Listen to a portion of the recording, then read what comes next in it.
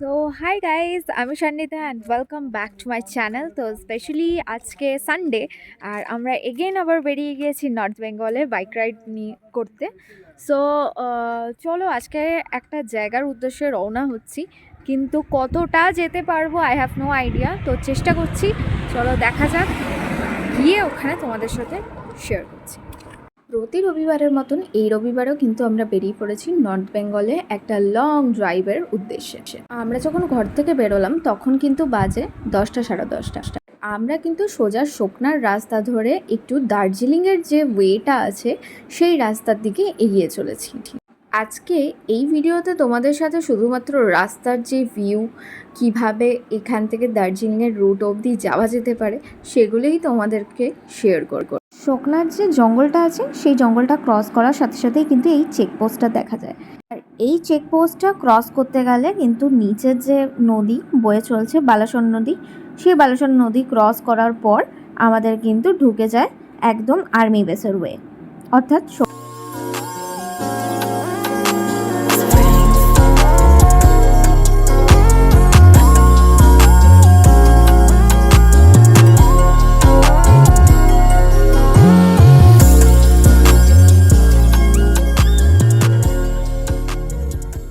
এরপর কিন্তু আমরা ঢুকে পড়লাম রোহিণীর রাস্তায়।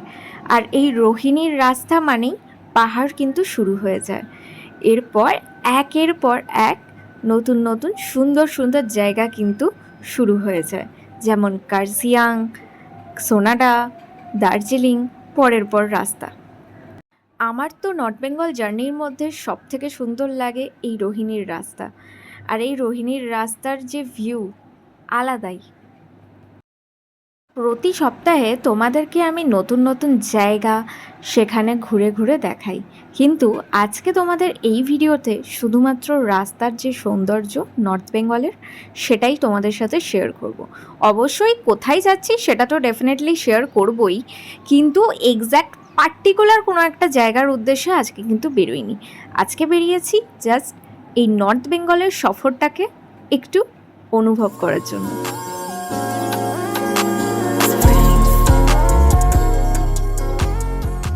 দেখতে দেখতে কিন্তু আমাদের এই পাহাড়ে ওঠার আগে যে চেকপোস্ট সেই চেকপোস্ট কিন্তু চলে এসছে। আর এখানে কিন্তু গাড়িটাকে পারমিট করানো হবে, তারপরে উপরে উঠাবে। তোমরা যারা দূর দূরান্ত থেকে নর্থ বেঙ্গলে আসতে চাও তারা ডেফিনেটলি শিলিগুড়ি বা এনজিপি স্টেশনে নেমে তোমরা ওখান থেকে শেয়ার গাড়ি, ক্যাব অথবা বাইক রেন্টে করেও তোমরা কিন্তু পাহাড়ে যে কোনো জায়গার ডেস্টিনেশনের উদ্দেশ্যে কিন্তু রওনা দিতে পারবে।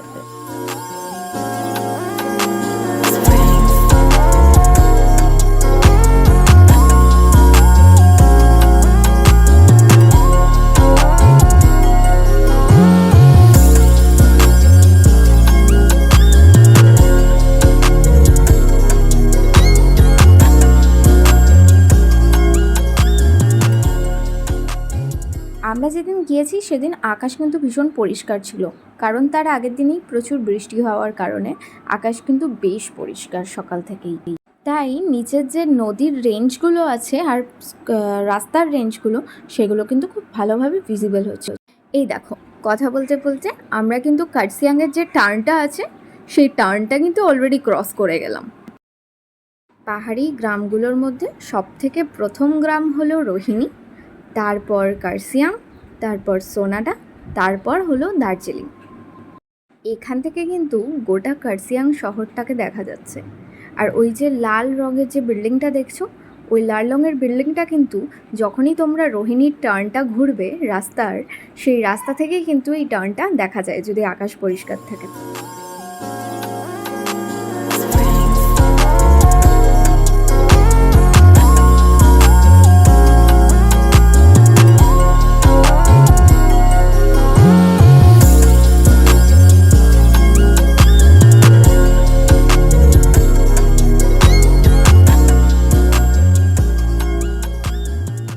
আমরা কিন্তু এবার পৌঁছে গিয়েছি আই লাভ কার্সিয়াংয়ের সামনে। আর এবার আমরা কিন্তু রওনা দেব ওপরের দিকে, কারণ কার্সিয়াংয়ের এই আই লাভ কার্সিয়াংয়ের জায়গা তো আমি কোনো দিন খালি পাইনি, তাই দাঁড়ানোর তো কোনো প্রশ্নই নেই। চলো ওপর দিকে যাওয়া যাক। কার্সিয়াংয়ের এখান থেকে নিচের দিকের যে জিগজ্যাগ রাস্তাগুলো কতটা সুন্দর লাগছে, just look at this. It's সিকিমের কিন্তু জুলুক থেকেও এইরকম একটা 360 ভিউ কিন্তু পাওয়া যায়, যেটা অনবদ্য।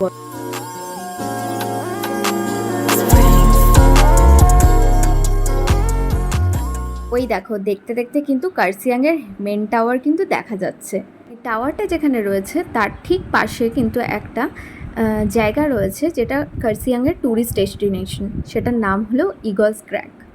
তোমরা যারা এর ডিটেল ভিডিও দেখতে চাও, আমি নিচে কমেন্ট বক্সে দিয়ে রাখবো কার্সিয়াংয়ের ডিটেল ভিডিও, অবশ্যই গিয়ে চেক আউট করতে পারবো।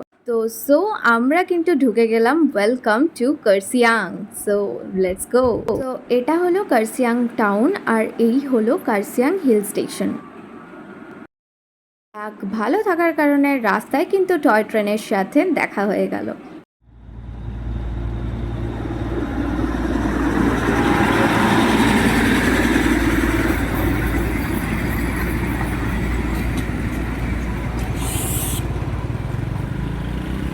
দেখতে আমরা কিন্তু পৌঁছে গেলাম সোনাডাতে, অর্থাৎ যেখানে আমি প্রথম হানিমুন করতে এসেছিলাম নর্থ বেঙ্গলে এসে।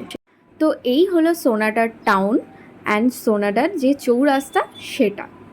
আর এই ওপরে যে বিল্ডিংটা তোমরা দেখতে পাচ্ছ, এটা হলো সোনাডা মনাস্ট্রি। সোনাডার সম্পর্কে কিন্তু ডিটেল ভ্লগ অলরেডি আমার চ্যানেলে আছে, তো অবশ্যই আমি ডেসক্রিপশন বক্সে লিঙ্ক দিয়ে রাখবো, তোমরা যাও গিয়ে চেক আউট করে এসো। আই হোপ তোমাদের খুব ভালো লাগবে। তো আমরা সোনাডাতেও কিন্তু না দাঁড়িয়ে একদম সোজা রাস্তা ধরে কিন্তু এগিয়ে গেলাম, আরও যত দূর ইচ্ছা যাচ্ছে তত দূর অবধি। মাঝে রাস্তায় এই জায়গাটাতে একটু দাঁড়িয়েছিলাম, যে রাস্তাটার ভিউটা খুব সুন্দর লেগেছিল, সেই কারণে আর একটু রেস্ট নিতে। তো গাড়ি চালাতে চালাতে আমরা কিন্তু অনেকটা উপরে উঠে গিয়েছি আজকে। তো বলতে পারো আমরা কিন্তু নিয়ার অ্যাবাউট একদম ঘুমের আশেপাশেই রয়েছি, ঘুম হিল স্টেশনে।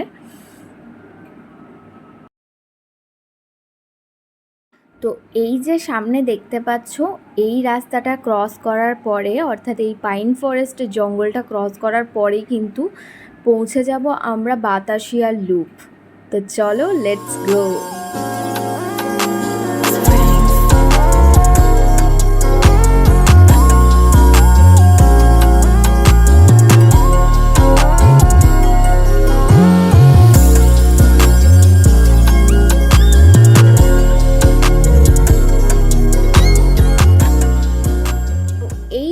আমাদের biggest hill station of north Bengal, that is ঘুম।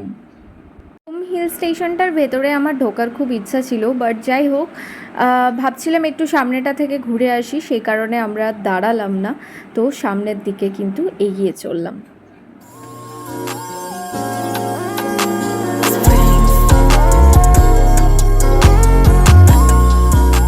আর এই হলো আমাদের ঘুম মনাস্ট্রি।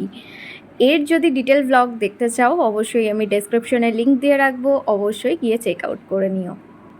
তো আমরা ঘুম মনাস্ট্রিতেও বেশিক্ষণ কিন্তু দাঁড়াইনি, আমরা সোজা কিন্তু এগিয়ে চললাম একদম বাতাসিয়া লুপের সাইডে, যতটা যেতে পারি আর কি।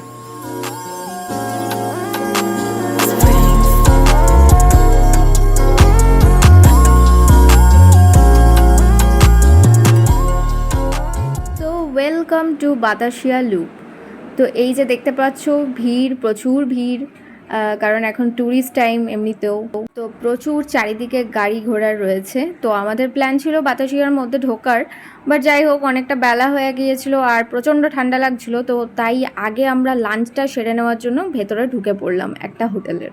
আর হোটেলের জানলা থেকে জাস্ট ভিউটা দেখো কি সুন্দর, যদিও একটু ভ্যালি ভিউ হলে বেশি ভালো লাগতো।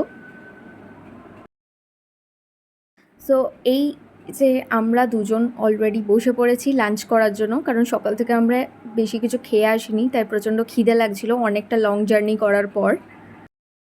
তো পাহাড়ে এলেই আমাদের কম্পালসারি যেটা খাবার সেটা হলো এগ ওয়াই, অ্যান্ড যেখানেই যাই আমি এগ ওয়াইটাই খাই পাহাড়ে এলে, বেশ ভালো লাগে টেস্টটা। সো ফাইনালি আমরা এখন আছি বাতাসিয়া লুপে, তো এইখানে একটু খেলাম, এবার সামনের দিকে দেখি রওনা দিই, দেখা যাক কত দূর যেতে পারি।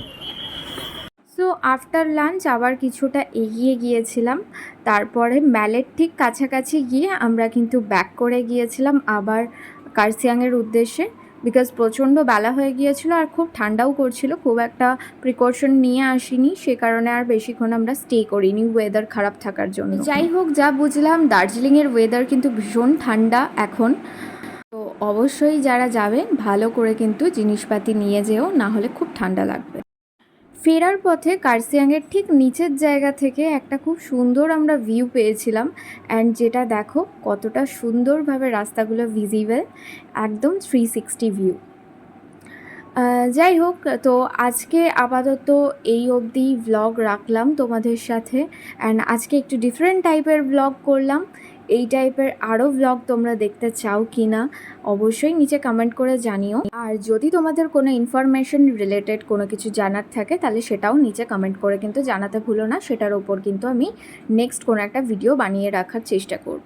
তো চলো আজকের মতন এই অবধি, দেখাচ্ছে নেক্সট কোনো একটা ভ্লগ নিয়ে। সকলে ভালো থেকো, সুস্থ থাকো, সুন্দর থেকো, অ্যান্ড অবশ্যই যারা নতুন দেখছো চ্যানেলটা সাবস্ক্রাইব করতে ভুলো না। টাটা।